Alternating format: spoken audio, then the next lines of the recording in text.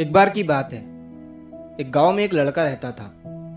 वो लड़का पढ़ाई में बहुत होशियार था, लेकिन उसकी पढ़ाई नहीं हो पाती थी क्योंकि वो लड़का अपना घर भी चलाया करता था। वो रोज अपने खेत में जाता, दिन भर वहां काम करता और शाम को घर वापस आकर वो थोड़ी बहुत पढ़ाई कर लिया करता था। अब जब वो लड़का 12वीं क्लास में गया तो सभी गांव वालों को ये लग रहा था कि हमारे गांव से यही लड़का 12वीं में फर्स्ट आएगा, क्योंकि गांव वालों को भी पता था कि वो लड़का पढ़ाई में बहुत होशियार है। तो 12वीं का एग्जाम आया, लड़के ने एग्जाम दिया और जब 12वीं का रिजल्ट आया तो वो लड़का किसी कारण से एक सब्जेक्ट में फेल हो गया। जब गांव वालों को ये बात पता चली तो सारे गांव वाले उस लड़के को ताने देने लगे और उसका मजाक उड़ाने लगे।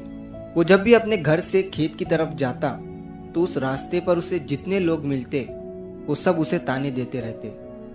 अब वो लड़का लोगों के ताने सुनकर बहुत परेशान हो जाता है और ये बात वो अपने उस्ताद को बताता है कि उस्ताद जी, मैं जब भी अपने घर से खेत की तरफ जाता हूँ तो उस रास्ते पर जितने लोग मुझे मिलते हैं सब मेरा मजाक उड़ाते हैं। तो उसके उस्ताद ने उसे कहा कि तू ना एक काम कर, एक बड़ा सा लोटा ले और उस लोटे को पूरा ऊपर तक दूध से भर दे और जब तू उस रास्ते से गुजरे तो तू उस लोटे से दूध का एक बूंद भी नीचे गिरने मत देना।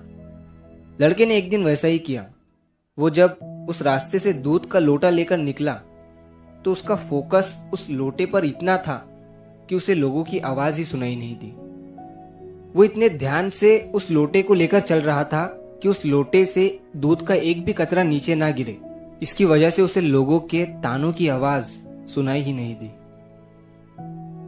तो इस कहानी से हमें ये सीख मिलती है कि अपने काम में इतना ढल जाओ, इतना फोकस अपने काम पर लगा दो कि बाकी की चीजों का आप पर कोई असर ही ना हो। लोगों की आवाजें, लोगों के ताने आपको सुनाई ही ना दे। जैसे कैमरा होता है जो सिर्फ अपने सब्जेक्ट पर फोकस करता है, बाकी सारी चीजों को वो ब्लर कर देता है। तो बस आपको भी उसी तरह अपने काम पर, अपने टारगेट पर फोकस करना है, बाकी चीजें तो अपने आप ही ब्लर हो जाएंगी। तो अगर आप इस कहानी को और भी लोगों तक पहुंचाना चाहते हो तो इस वीडियो को लाइक करिए ताकि YouTube इस वीडियो को और भी लोगों तक पहुंचाए। और अगर कहानी अच्छी लगी हो तो हमारे चैनल को सब्सक्राइब जरूर करिए। मिलता हूं मैं अगली बार इसी तरह की कहानी के साथ। तो सब्र करो, शुक्र करो और जिंदगी में आगे बढ़ो।